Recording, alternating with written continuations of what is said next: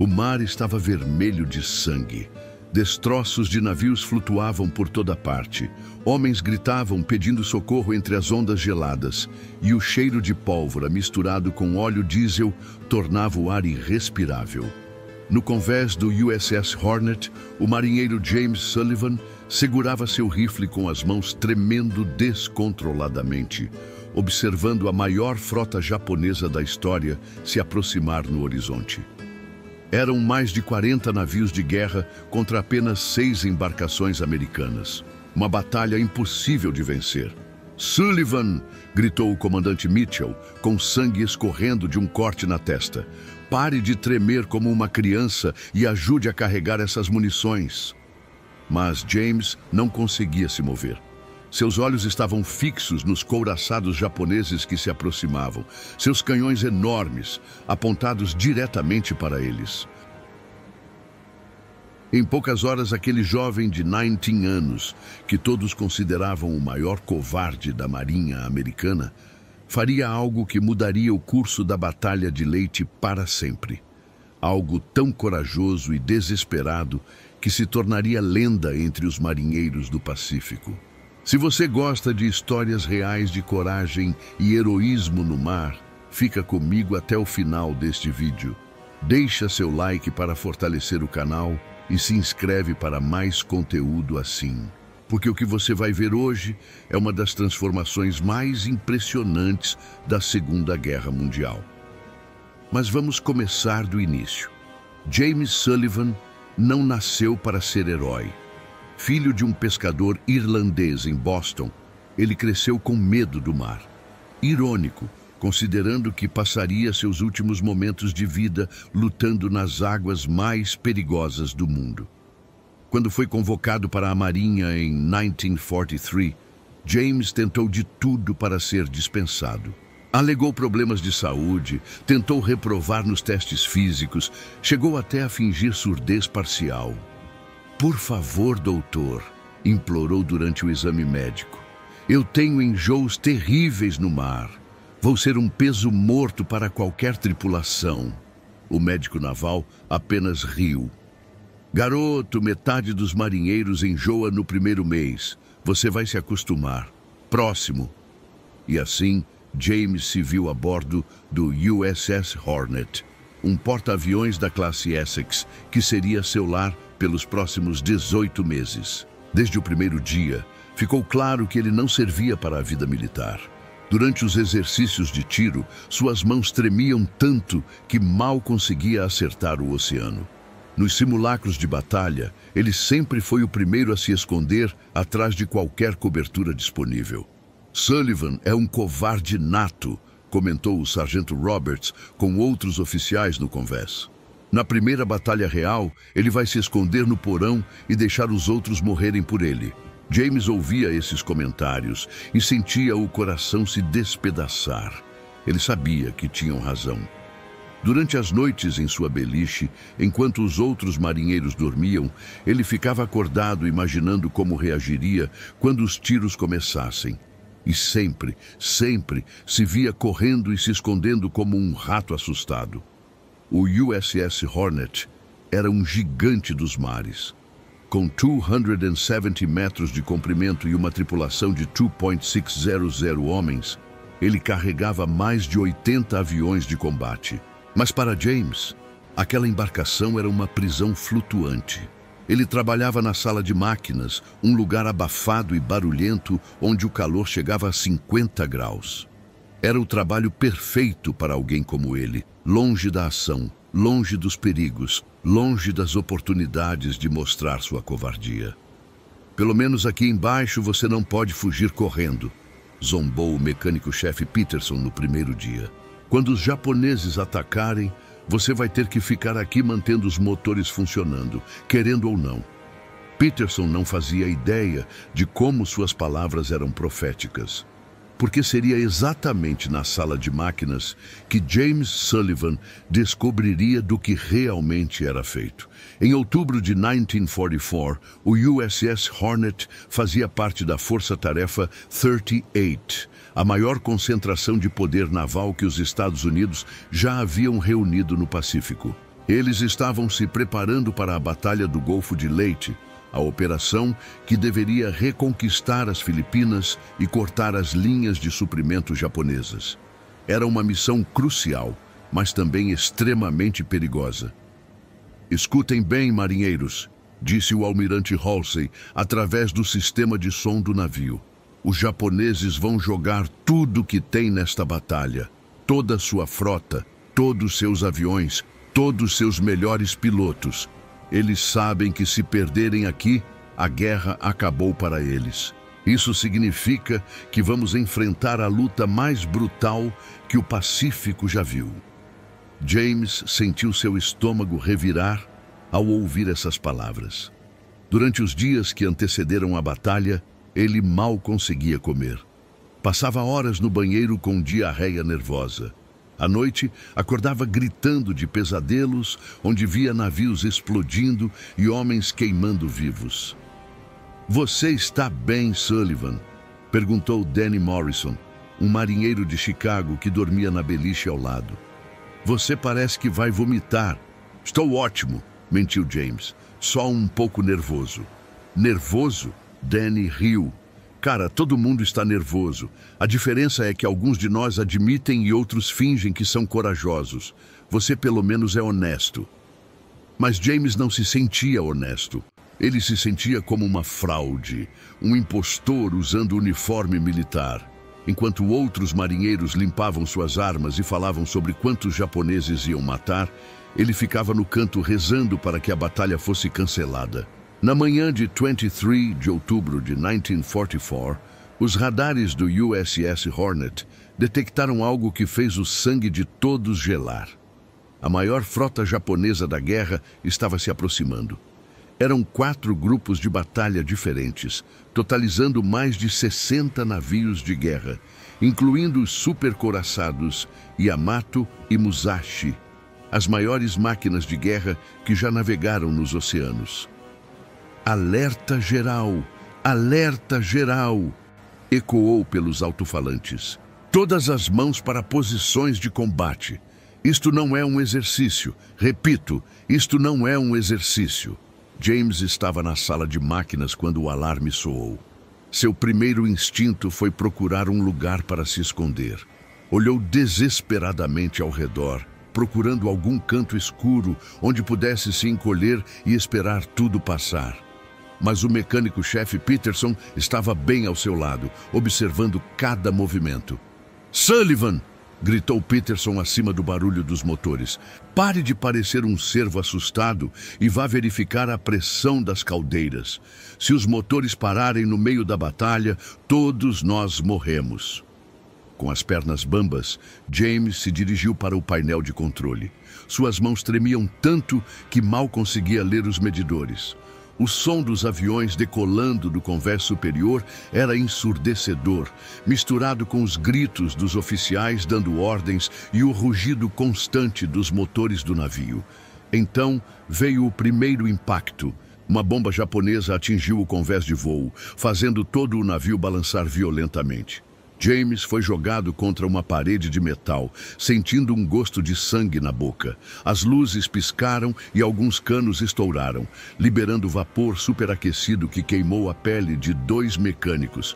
"Estamos sendo atacados!" gritou alguém no intercomunicador. "Bombardeios japoneses, pelo menos 20 aviões, danos no convés de voo." James sentiu suas pernas falharem. Ele se agachou atrás de uma máquina, abraçando os joelhos e tremendo incontrolavelmente. Era exatamente como ele havia imaginado nos pesadelos. O barulho era muito pior do que qualquer treinamento. O cheiro de pólvora queimada misturado com óleo e sangue fazia seu estômago revirar. "Sullivan!" Peterson apareceu do nada, agarrando James pelo uniforme. "Levanta daí! A caldeira número 3 está superaquecendo. Se ela explodir, vai abrir um buraco no casco." Eu não posso." James gaguejou. "Estou com muito medo. Não consigo me mover." Peterson olhou nos olhos do jovem marinheiro e, por um momento, sua expressão dura se suavizou. "Garoto, escuta aqui. Eu já participei de 7 batalhas navais.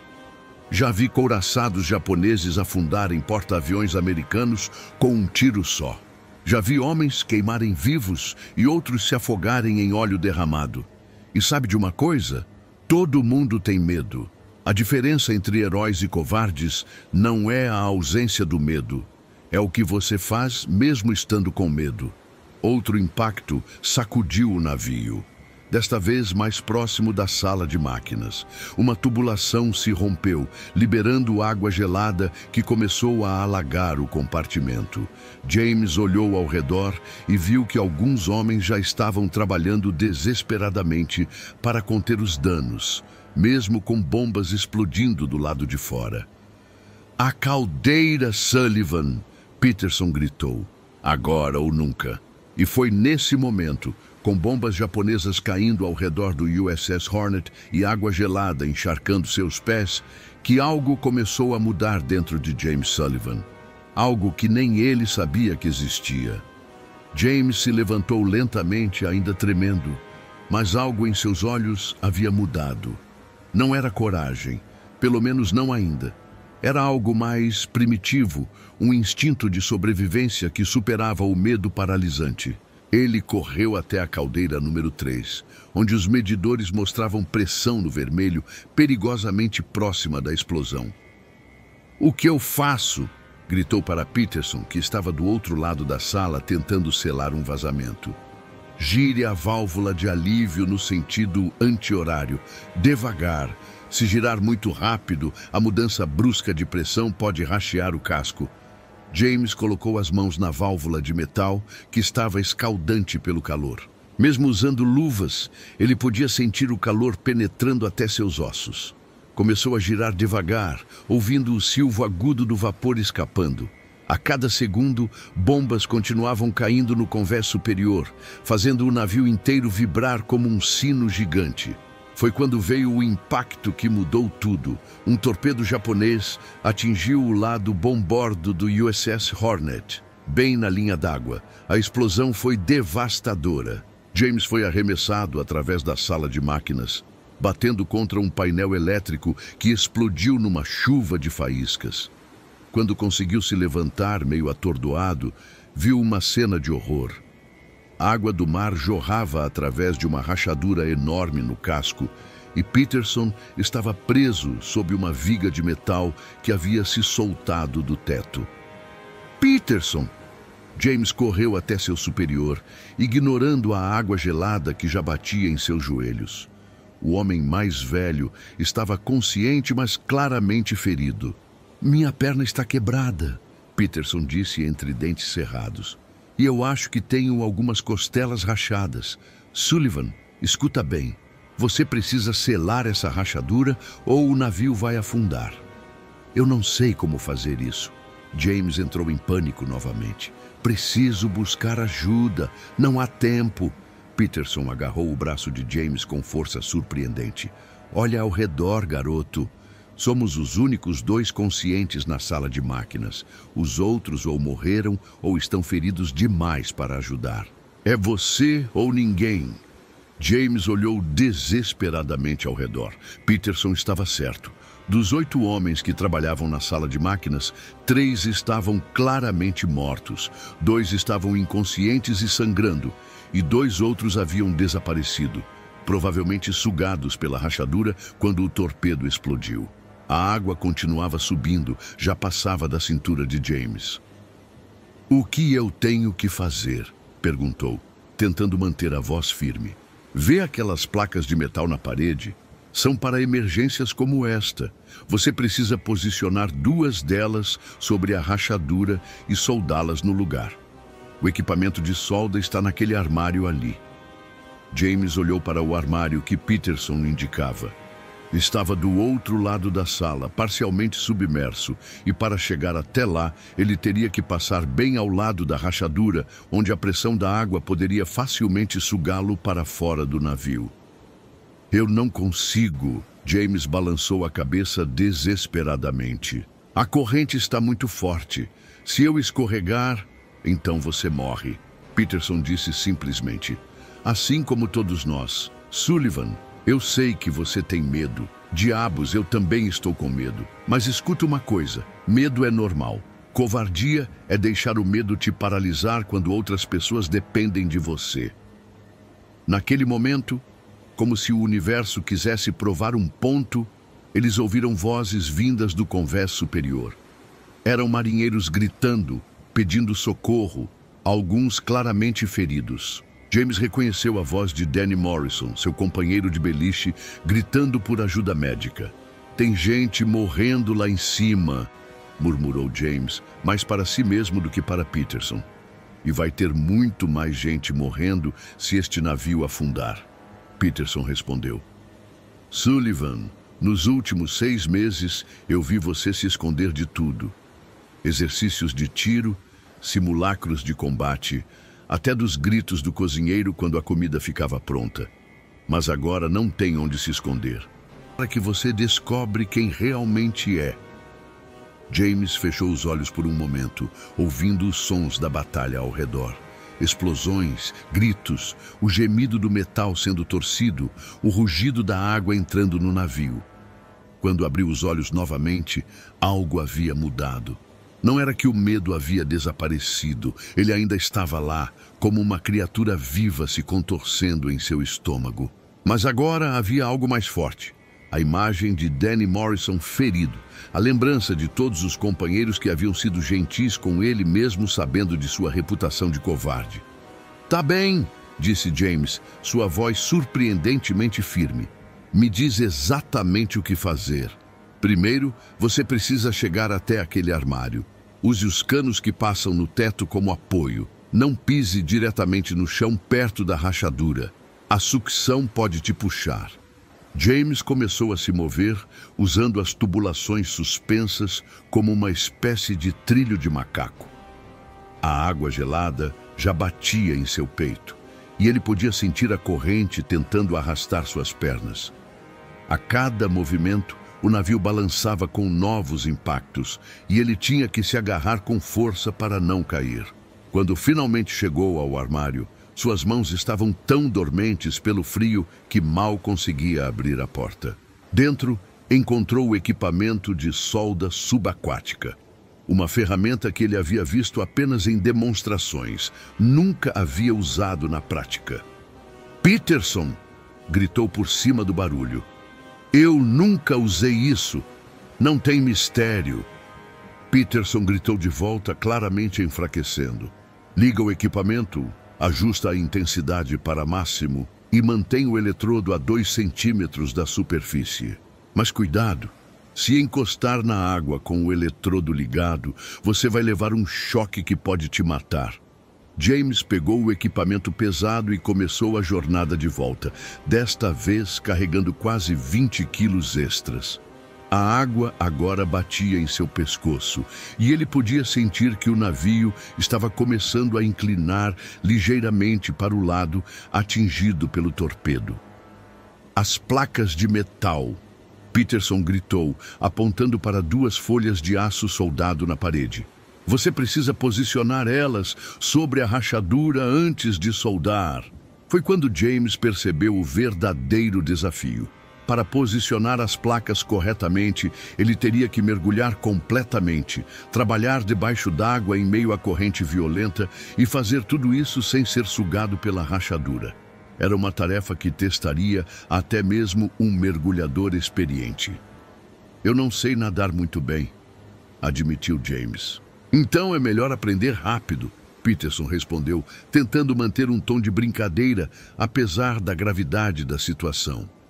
James respirou fundo várias vezes, enchendo os pulmões de ar. Então, mergulhou. O mundo debaixo d'água era caótico e desorientador. A corrente era muito mais forte do que ele havia imaginado, e fragmentos de metal e detritos voavam ao redor como projéteis. Ele conseguiu agarrar a primeira placa de metal, mas quando tentou posicioná-la sobre a rachadura, a corrente a arrancou de suas mãos. Ele subiu para respirar, tossindo e cuspindo água salgada. "Não consegui!" gritou para Peterson. "Tenta de novo! Você precisa se posicionar contra a corrente." Segunda tentativa. Desta vez, James se posicionou de forma diferente, usando seu próprio corpo para bloquear parte da corrente. Conseguiu posicionar a primeira placa, mas quando tentou segurá-la no lugar, suas forças começaram a falhar.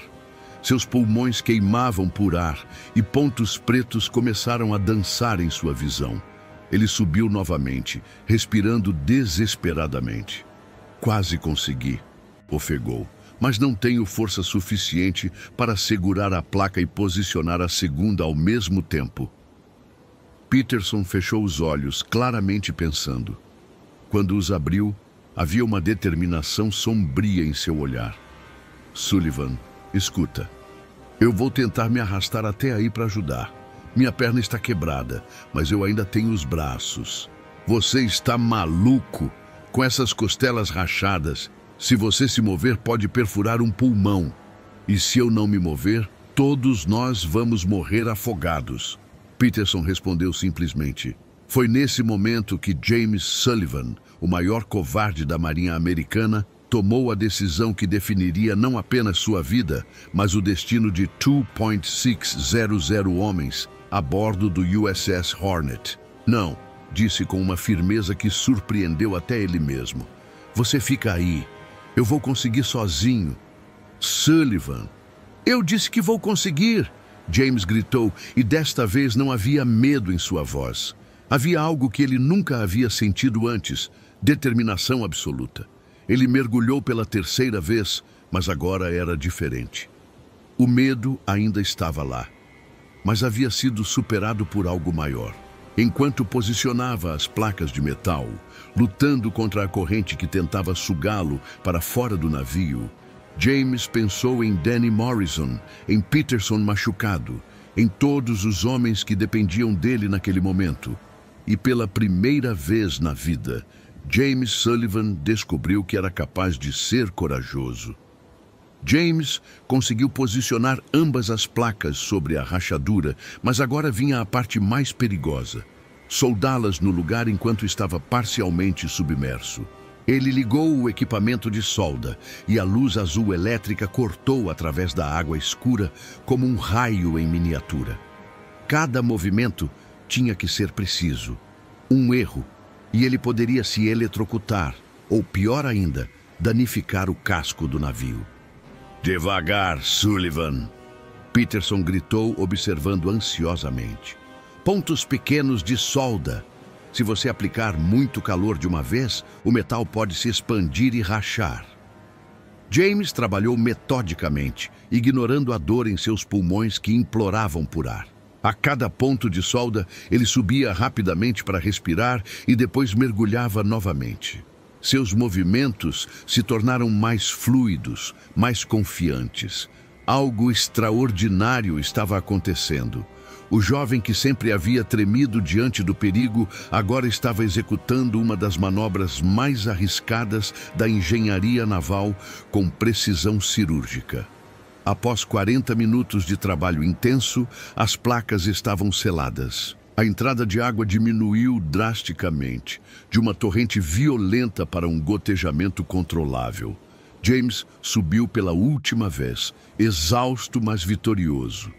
Funcionou, disse simplesmente, como se não conseguisse acreditar em suas próprias palavras. Peterson sorriu, apesar da dor. Garoto, você acabou de salvar este navio, e todos nós. Mas a batalha estava longe de terminar. Através do sistema de intercomunicação, eles ouviram a voz tensa do comandante Mitchell. Todas as equipes de reparo para o convés principal. Temos incêndios descontrolados e o sistema de controle de danos foi atingido. Repito, precisamos de todas as mãos no convés principal. James olhou para Peterson, que ainda estava preso sob a viga de metal. Eu não posso te deixar aqui. Sim, você pode e vai, Peterson respondeu firmemente. Eu não estou morrendo. Vou ficar aqui monitorando as bombas de esgoto e os motores, mas eles precisam de você lá em cima. Peterson, James hesitou. Obrigado por me fazer perceber que eu podia ser mais do que um covarde. Você nunca foi covarde, Sullivan. Você só não sabia ainda que tipo de homem era. James subiu para o convés principal e encontrou um cenário de devastação total. O convés de voo estava parcialmente destruído, com aviões em chamas espalhados por toda parte. Marinheiros corriam de um lado para outro com mangueiras de incêndio, enquanto outros carregavam feridos para a enfermaria. O ar estava espesso com fumaça preta e o cheiro nauseante de combustível queimado. Sullivan! Danny Morrison apareceu do nada, com um curativo ensanguentado na cabeça. Onde diabos você estava? Achei que tinha morrido. Estava na sala de máquinas. Peterson está ferido, mas conseguimos selar um vazamento no casco. Danny o olhou com surpresa. Você selou um vazamento? Sozinho? Antes que James pudesse responder, uma explosão ensurdecedora sacudiu o navio. Um caça japonês Zero havia mergulhado através da cortina de fogo antiaéreo e lançado uma bomba diretamente na torre de controle. A estrutura inteira desabou parcialmente, prendendo pelo menos uma dúzia de homens sob os escombros. Tem gente presa ali, gritou o tenente Rodrigues, apontando para a torre destroçada. Mas está muito perigoso. A estrutura pode desabar a qualquer momento. James olhou para a torre danificada e sentiu o velho medo familiar se mexendo em seu estômago. A estrutura de metal retorcida parecia pronta para colapsar ao menor toque. Ir até lá seria quase certamente suicídio. Mas então ele ouviu algo que fez seu sangue gelar. Gemidos fracos vindo de dentro dos escombros. Havia homens vivos ali dentro. Eu vou, disse James, surpreendendo a si mesmo. Você está maluco? Danny o agarrou pelo braço. Olha para aquela coisa, está praticamente caindo. Tem gente viva lá dentro, James respondeu, já se dirigindo para a torre. E alguém precisa tirá-los de lá. Sullivan, espera! O tenente Rodrigues correu atrás dele. Pelo menos leva uma corda de segurança. Mas James já estava escalando os destroços. Cada pedaço de metal gemia sob seu peso e ele podia ver parafusos se soltando e caindo ao mar. A altura era aterrorizante. Se caísse, seria direto no oceano. E com o navio se movendo em alta velocidade, seria impossível resgatá-lo. Tem alguém aí? Gritou quando chegou perto do topo da estrutura destruída. Aqui! Uma voz fraca respondeu. Somos 3! Mas o sargento Williams está preso sob uma viga. James se espremeu através de uma abertura na estrutura retorcida e encontrou 3 homens em uma pequena câmara formada pelos destroços. Um deles, o sargento Williams, estava inconsciente com uma viga de aço pesada prensando suas pernas. Vocês 2 conseguem sair sozinhos? Perguntou aos outros 2 marinheiros. Sim, mas não podemos mover o sargento, respondeu um deles. A viga é pesada demais. James examinou a situação. A viga estava presa de tal forma que seria impossível movê-la sem ferramentas adequadas. Mas também percebeu algo mais. A estrutura inteira estava sendo sustentada por apenas 2 suportes principais, e ambos estavam severamente danificados. Escutem, disse aos 2 marinheiros conscientes. Vocês vão sair primeiro. Eu fico aqui com o sargento. Mas e se a estrutura desabar? James olhou para o homem inconsciente. Williams era conhecido por ser um dos sargentos mais duros do navio, mas também era justo. Ele nunca havia zombado de James por sua covardia, apenas o havia ignorado com indiferença profissional. Então desaba, James respondeu simplesmente. Mas eu não vou deixar ninguém para trás. Os 2 marinheiros o olharam com uma expressura de espanto total. Este era o mesmo James Sullivan que eles conheciam, o covarde que se escondia durante os exercícios. Eles saíram rapidamente, deixando James sozinho com o sargento inconsciente. Usando uma barra de metal como alavanca, ele começou a trabalhar para levantar a viga que prendia as pernas de Williams. Era um trabalho lento e perigoso. A cada movimento, mais pedaços da estrutura se soltavam e caíam. foi quando ouviu o som mais aterrorizante de sua vida. O gemido metálico profundo, que significava que a estrutura inteira estava prestes a colapsar. James tinha talvez 30 segundos antes que tudo desabasse. Ele podia simplesmente sair correndo e salvar sua própria vida. Williams estava inconsciente, nem saberia que havia sido abandonado. Mas em vez disso, James fez algo que surpreendeu até ele mesmo. Colocou seu próprio corpo como suporte parcial da viga, permitindo que Williams fosse ligeiramente liberado. Então, usando toda a sua força restante, conseguiu arrastar o sargento inconsciente através da abertura. Eles saíram da estrutura apenas segundos antes dela colapsar completamente com um estrondo ensurdecedor. Sullivan, Danny Morrison, correu até eles, incrédulo. Cara, o que aconteceu com você? Desde quando você é um herói? James olhou para o sargento Williams, que estava começando a recobrar a consciência, e depois para todos os marinheiros ao redor que o observavam com uma mistura de admiração e espanto. Eu não sou herói, disse finalmente. Eu só não queria que ninguém morresse por minha causa. Por sua causa? Danny franziu a testa. Que diabos você quer dizer com isso? James pensou em todas as noites que havia passado acordado, se odiando por sua covardia, imaginando seus companheiros morrendo enquanto ele se escondia. Pensou em Peterson, que havia arriscado sua própria vida para ensinar-lhe sobre coragem. Pensou em como o medo havia dominado sua vida inteira até aquele momento.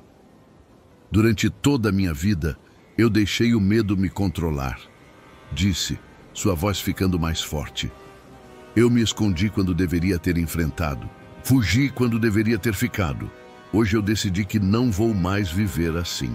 O sargento Williams, agora completamente consciente, olhou para James com uma expressão que o jovem marinheiro nunca havia visto antes. Respeito. Sullivan, disse Williams com voz rouca. Obrigado.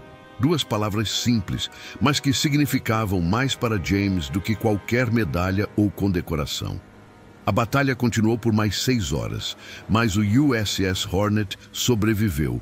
Dos 600 homens a bordo, 127 morreram e 342 ficaram feridos. Mas graças ao trabalho de James na sala de máquinas, o navio não afundou e centenas de vidas foram salvas. 3 dias depois, quando a frota americana finalmente chegou a um porto seguro, James estava no convés, observando o pôr do sol. Peterson apareceu ao seu lado, mancando, mas vivo. Então, Sullivan, disse Peterson, como se sente sendo o herói do navio? James sorriu, mas balançou a cabeça. Eu não sou herói, Peterson. Eu só aprendi que todo mundo tem medo. A diferença é o que você faz com esse medo. E o que você vai fazer agora? James olhou para o oceano. O mesmo oceano que uma vez o havia aterrorizado. Agora, ele via algo diferente. Não um inimigo a ser temido, mas um adversário a ser respeitado. Vou continuar servindo, disse simplesmente. E da próxima vez que alguém precisar de ajuda, não vou me esconder. James Sullivan nunca se tornou um herói de guerra famoso. Seu nome não apareceu nos jornais e ele nunca recebeu medalhas importantes. Mas para os homens que serviram com ele no USS Hornet, ele se tornou algo muito mais valioso. Um exemplo de que a verdadeira coragem não é a ausência do medo, mas a decisão de fazer o que é certo apesar do medo. E essa é uma lição que todos nós podemos levar para nossas próprias batalhas diárias. Se você gostou desta história real de transformação e coragem, deixa seu like no vídeo e se inscreve no canal para mais conteúdos sobre heróis improváveis dos mares. E me conta nos comentários, qual foi o momento em sua vida quando você teve que escolher entre o medo e fazer o que era certo? Até a próxima navegação, marinheiros.